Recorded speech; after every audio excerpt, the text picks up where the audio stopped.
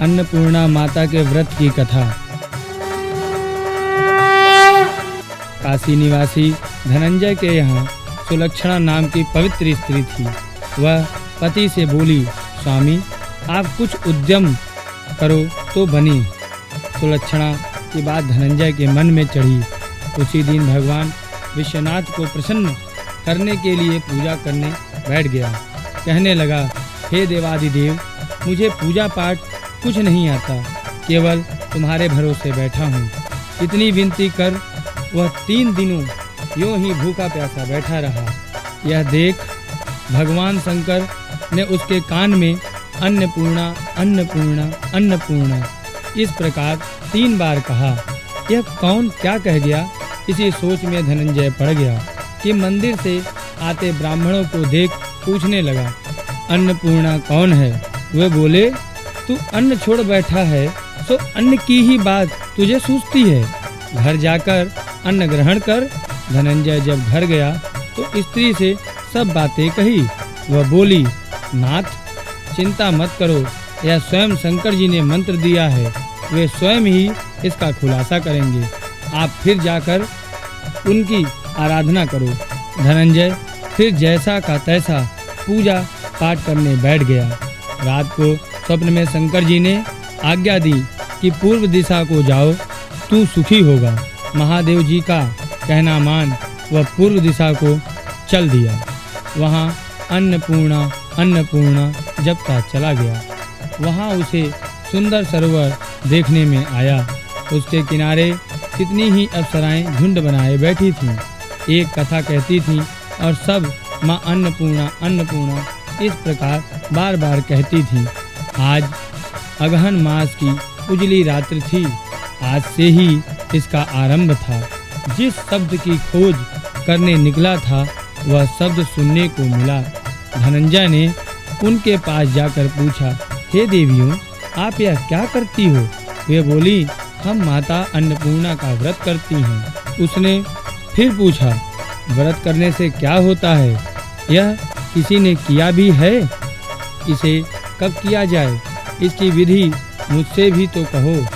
वे कहने लगी, इस व्रत को सब कोई कर सकता है। 21 दिन के लिए 11 गांठ का सूत लेना, 21 दिन न बने तो 1 दिन उपवास करना, यह भी न बने तो केवल कथा सुनकर प्रसाद लेना, निराहार रहकर कथा कहना। कथा सुनने वाला न मिले तो पीपल के पत्ते को रखकर उसे सुनावें, या कुमारी ग्वारपाटा वृक्ष के सामने या दीप को साक्षी कर सूर्य, गाय, तुलसी या महादेव जी को कथा सुनाना। बिना कथा कहे मुख में दाना न डालना। यदि भूल से कुछ मुख में पड़ जाए तो 1 दिवस फिर उपवास करना। व्रत के दिन क्रोध न करें, झूठ न बोलें। धनंजय बोला, इस व्रत को करने से क्या होगा? तो कहने लगी, इसको करने से अंधों को नेत्र मिले, लूलों को पग मिले, निर्धन के घर धन आवे, बाज को संतान मिले, मूर्ख को विद्या आवे। जो जिस कामना से व्रत करे माँ उसकी इच्छा पूरी करती हैं। वह कहने लगा, बहनों, मेरे भी अन्न धन विद्या आदि कुछ भी नहीं है। मैं एक दुखिया ब्राह्मण हूँ, मुझे इस व्रत का सूत्र दोगी? वे बोली, हाँ भाई, तेरा कल्याण हो, हम तुझे सूत्र देंगी। ले यह व्रत का मंगल सूत्र ले। धनंजय अन्नपूर्णा अन्नपूर्णा कहता उन सीढ़ियों पर नीचे उतर गया तो क्या दिखता है कि करोड़ों सूर्य के समान प्रकाशमान माता अन्नपूर्णा का मंदिर उसके सामने है। सुवर्ण सिंहासन पर माता अन्नपूर्णा विराजमान है। सामने भिक्षा हेतु भगवान शंकर खड़े हैं। देवांगनाएं चवण डुलाती हैं, कितनी हथियार बांध पहरा देती हैं। धनंजय दौड़कर जगदम्बा के चरणों में पड़ गया। देवी उसके मन का क्लेश जान गई।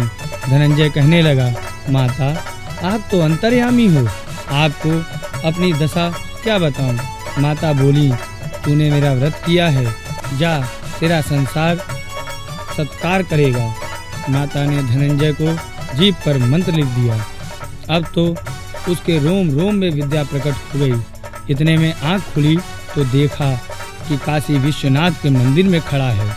माँ का वरदान ले धनंजय घर आया।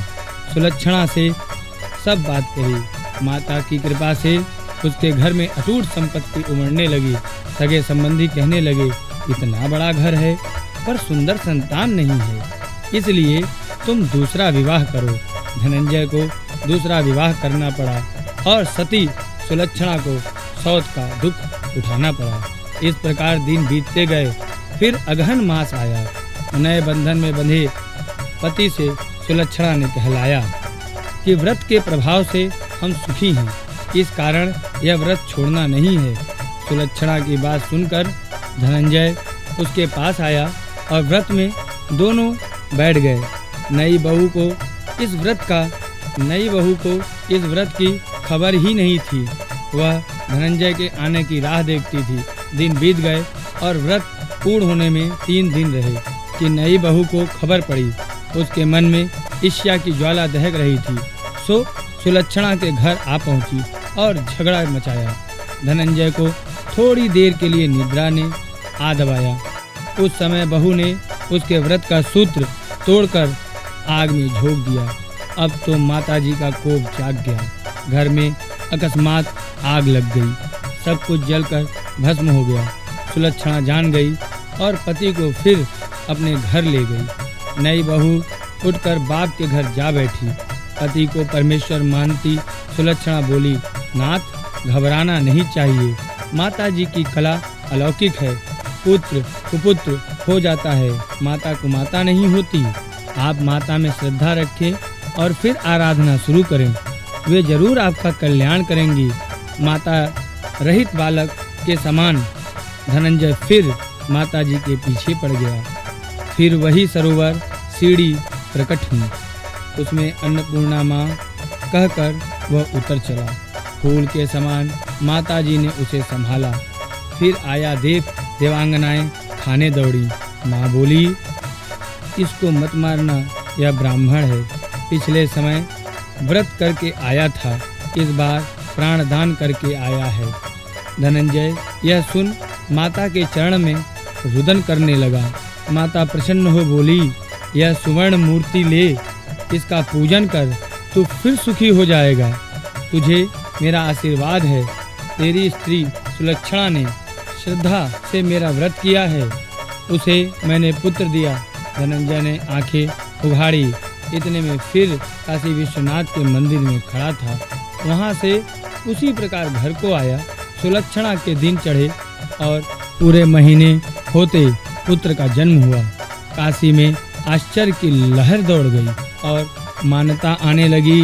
इस प्रकार नगर के निसंतान सेठ के पुत्र होने से उसने अन्नपूर्णा का बहुत सुंदर मंदिर बनवा दिया। उसने धूमधाम से मंदिर में माता को बधाई दिया, यज्ञ किया और धनंजय को मंदिर का आचार्य पद दिया।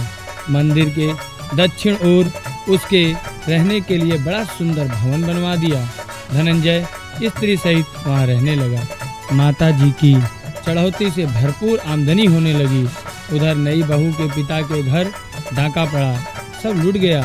वे भिक्षा मांगकर पेट भरने लगे। सुलक्षणा ने सुना तो उन्हें बुलवा भेजा, अलग घर में रख दिया और अन्न वस्त्र का प्रबंध कर दिया। धनंजय, सुलक्षणा और उसका पुत्र माता की कृपा से आनंद करने लगे।